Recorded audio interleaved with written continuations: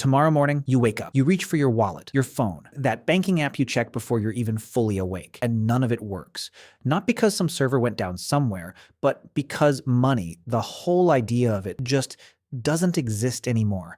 No cash, no cards, no crypto, no price tags, no direct deposit hitting at midnight. Gone. Here's the thing. We've all spent our entire lives in orbit around money, chasing it, dreading it, lying awake at 2 a.m. running numbers that never quite add up. The American Psychological Association ran a survey in 2023 and found that the average American works 40 hours a week and spends 13 hours a week just stressing about their finances. Sit with that for a second. 13 hours. That's basically a part-time job, except it pays nothing, and it's quietly grinding you down. So honestly, the question isn't that crazy. What if money just stopped? Not a war, not a crash, not some apocalyptic collapse. Just by some collective miracle, every person on Earth decided to stop using it. What does your life look like? It's a harder question than it sounds, because here's what most people don't realize. This isn't purely a thought experiment. It's already happened, and the results, not what anyone predicted. But let's not get ahead of ourselves. Start at day one. What actually breaks first? Not food, not shelter, motivation. That's the first thing that goes. Think about your truck driver, the one who leaves home at 4 a.m. and hauls freight across 6 states because there's a paycheck waiting on the other side. Without money, why does he do any of that? What's in it for him? Economists call this the incentive problem, and it is, to put it mildly, enormous. Back in 1971, economists worked out that a true barter economy, where everyone just trades stuff directly, would require every single person to find someone who has exactly what they want and wants exactly what they have. At scale, the odds of that working are basically zero. So within 48 hours, the global supply chain seizes up. Ports freeze, shelves go empty, not because the food doesn't exist, but because nobody's moving it anymore. And yet, in 1944, prisoner of war camps across Europe ran out of currency. So the prisoners improvised. They built a whole internal economy around cigarettes. This is actually documented. Nobel Prize-winning economist Robert Radford wrote it up in a 1945 paper. But here's the part that gets overlooked. When the cigarettes ran out too, the camps didn't descend into chaos. People started giving things away. Food, labor, skills. Not because they were paid, because they needed each other. Anthropologists have a name for it, a gift economy. And it's not some hippie concept, it's arguably the oldest economic system humans have ever used. Researchers at the Santa Fe Institute found in 2019 that most hunter-gatherer societies ran on gift economies for over 200,000 years. No currency. And by most well-being measures, they were doing pretty well. In a moneyless world, your neighbor who's a doctor fixes your broken arm. You patch their roof. Your kid teaches their kid to code.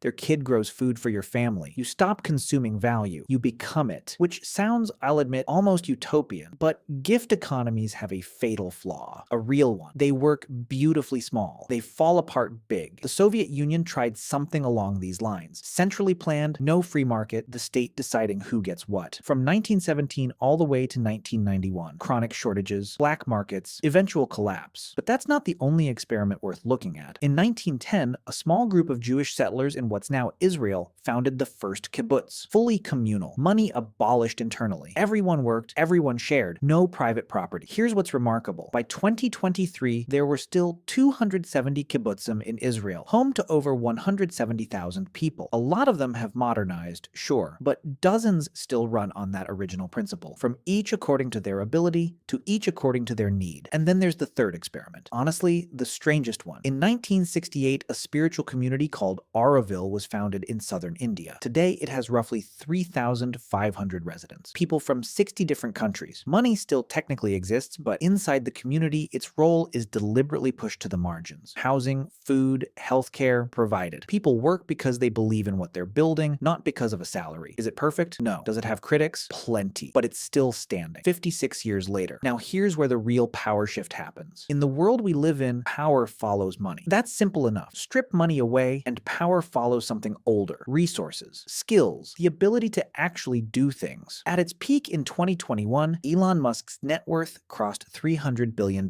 That number, that power, exists entirely because of entries in a digital ledger. Without money, it's meaningless. But the farmer who knows how to coax food from difficult soil, the engineer who can keep a water filtration system running with whatever parts are around, the doctor who doesn't need a supply chain to help someone through a crisis, they become the most powerful people alive. Because here's what money always was: a placeholder, a collective agreement, a piece of paper, or a number on a screen that we all decided to treat as real. Pull that agreement apart, and what you're left with is the actual work, the actual skill, the actual human. And that's where everything gets interesting. Remember where we started? Would the world fall apart? Or would it finally work the way it was supposed to? And has any of this actually happened before? Here's the honest answer to both. Yes, it would fall apart for a while. The first weeks would be genuinely brutal. Stalled supply chains, panic, confusion. History is not subtle about this part, but within months, communities rebuild. Imperfect, messy, not without conflict, but they rebuild around trust, around proximity, around the skills people actually have. And the second question, it has happened. Every time a financial system has collapsed, the Weimar Republic in 1923, Zimbabwe in 2008, Venezuela in 2016, people found a way through.